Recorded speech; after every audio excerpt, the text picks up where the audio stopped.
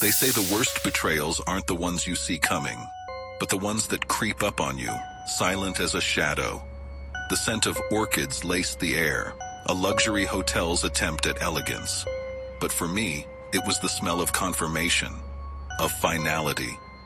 There she was, the woman I had loved, the woman who had promised forever. Auburn hair cascading down her back, loose, free, like she was shedding the life we built. And beside her, a man, tall, slick, the kind of smile that belonged to politicians and men who spoke in empty promises. Their hands intertwined, their faces flush with anticipation. They were checking in, 15 years, gone, reduced to whispered secrets and a hotel key card. I should have confronted them. I should have screamed, shattered their illusion. But no. I had a plan that would make her feel every ounce of what she had done. The game had just begun. It wasn't paranoia. It wasn't jealousy. It was the truth unraveling, thread by thread. I had seen glimpses, late-night whispers, unread messages, stolen moments in the reflection of a cafe window. The gnawing suspicion had taken root, tightening around my gut until I couldn't ignore it anymore. So I did what any man desperate for clarity would do.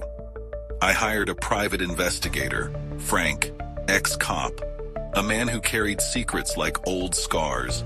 And in just 2 weeks, he had given me all the proof I needed. Names, locations, pictures. My wife, my partner of 15 years, wrapped in the arms of a man named Carter, a pharmaceutical rep with charm as cheap as his cologne. But I wasn't here for confrontation. No, I was here for something far more precise. The hotel security office was easy. A crisp $100 bill turned suspicion into cooperation. Room 712. I made my way inside. The air was thick with the scent of anticipation. I set the stage, meticulously.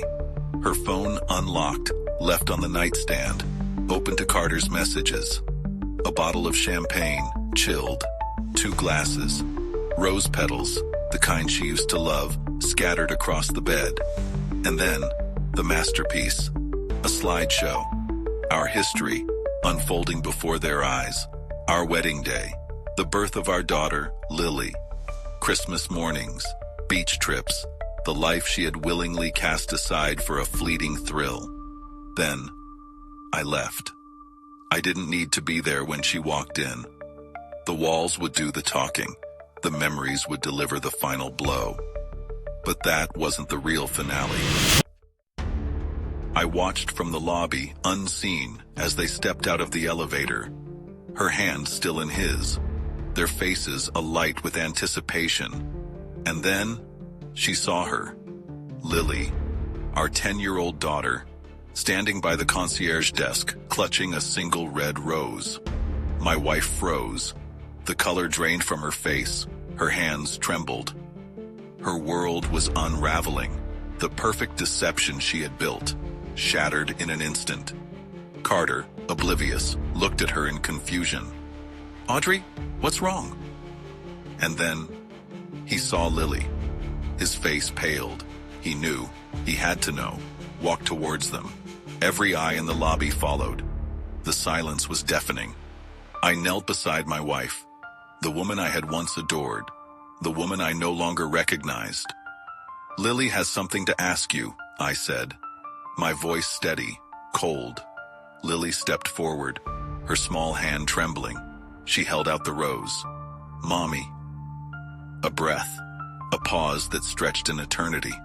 Why? That single word, not shouted, not accused, just whispered. And yet, it hit harder than any scream ever could. Audrey crumbled. Carter, like the coward he was, backed away, muttering something about misunderstandings before vanishing into the crowd. And there she lay, broken, exposed, the weight of her choices crashing down on her. I didn't feel satisfaction, just loss.